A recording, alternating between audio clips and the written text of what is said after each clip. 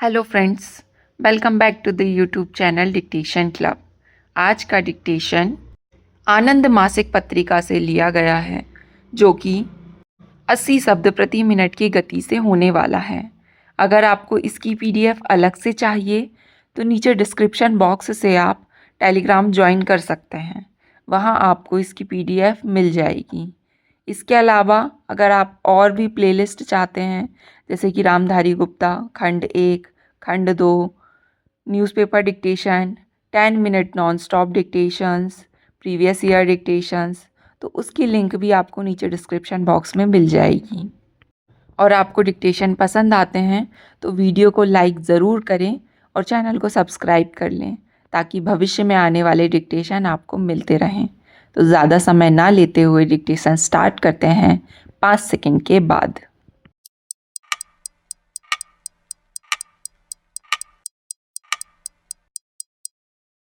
Start. अध्यक्ष महोदय, पुनर्गठित राष्ट्रीय एकता परिषद की इस प्रथम बैठक में हम ऐसे समय पर मिल रहे हैं जब देश के सामने स्वतंत्रता प्राप्ति के बाद की सबसे बड़ी चुनौती उपस्थित है। यह समय है जब हमें सिद्ध कर देना है कि जनसमूह के रूप में हम सब एक हैं। राष्ट्रीय एकता परिषद की 1962 से समय समय पर बैठकें होती रही हैं, जिनमें राष्ट्रीय अखंडता व सांप्रदायिक सौहार्द को प्रभावित करने वाले महत्वपूर्ण प्रश्नों पर विचार किया जाता रहा है। इस बैठक में हम राम जन्मभूमि, बाबरी मस्जिद विवाद के संदर्भ में सांप्रदायिक सौहार्द के प्रश्न पर विचार करना चाहते हैं। राष्ट्र के सामने ऐसे ही महत्वपूर्ण और प्रमुख और भी कई विषय हैं, जैसे आतंकवाद, उग्रवाद व अलगाववाद की समस्या। परिषद की इस बैठक में हम इन राष्ट्रीय मामलों पर भी विचार करेंगे। वैसे इस बैठक के विषय के रूप में सांप्रदायिक सौहार्द को चुना गया है, क्योंकि हमारे सामने जो परेशान कर देने वाला घटना चक्र उपस्थित है, उससे राष्ट्रीय एकता को गंभीर खतरा पैदा हो गया है।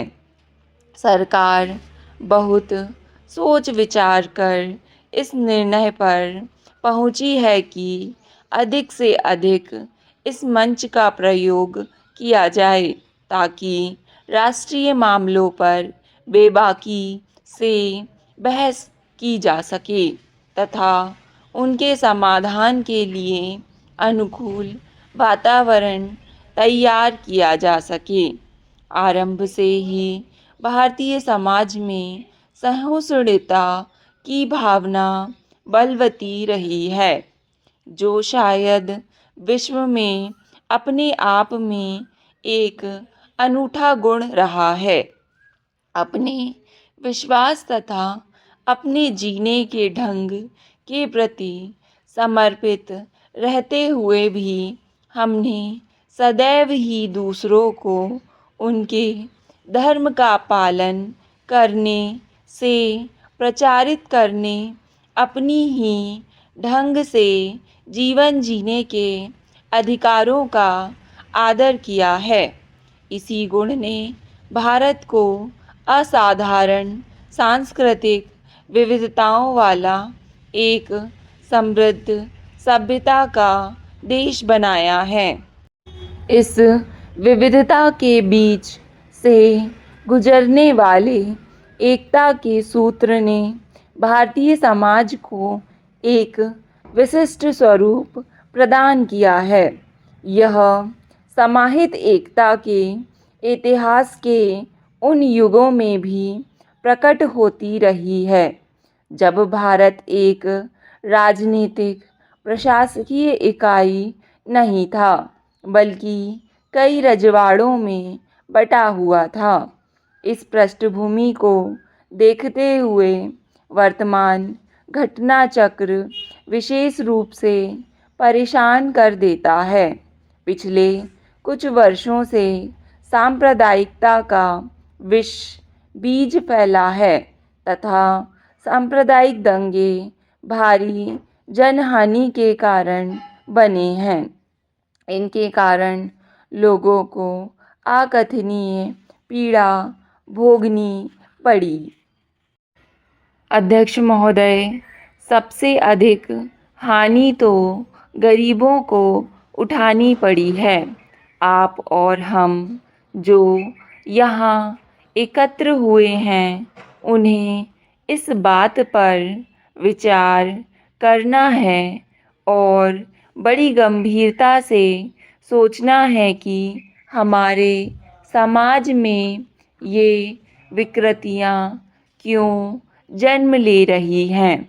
ऐसा लगता है कि एक ओर तो हमारे प्राचीन समाज के बुद्धिमत्ता, सहिष्णुता और आपसी सहयोग की भावना जैसे गुण उत्तरोत्तर लुप्त होते जा रहे हैं तथा दूसरी ओर आधुनिक राष्ट्र को एकजुट करने वाला धर्मनिरपेक्ष स्वरूप, कानून का सम्मान और विवादों को हल करने के लिए संस्थागत ढांचों जैसी व्यवस्थाओं की हम उपेक्षा करते जा रहे हैं।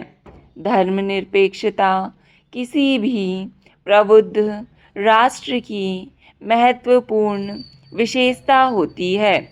अत्यधिक आधुनिक राष्ट्रों में आज यह विचार जोर पकड़ता जा रहा है कि धर्मनिरपेक्षता शासन की नीति का एक बुनियादी तत्व होना चाहिए। यहाँ तक कि जिस देश में अधिकांश नागरिक एक धर्म या आस्था विशेष को मानने वाले हैं, वहाँ भी प्रशासन व राजनीति से धर्म को अलग रखने की प्रवृत्ति दिखाई पड़ती है।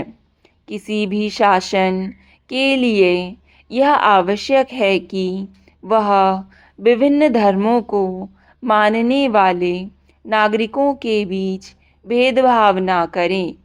हमारे जैसे देश के लिए तो जहाँ धर्म, आस्था व संस्कृतियों की समृद्ध विविधता देखने को आती है, यह अनिवार्य मार्गदर्शी सिद्धांत है।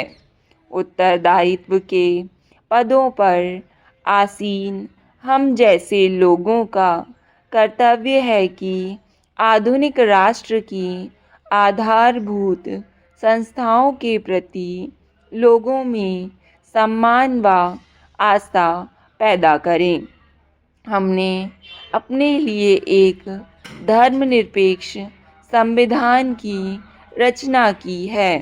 इस धार्मिक स्वतंत्रता और धार्मिक संभव के अधिकारों की गारंटी हमारे संविधान में है।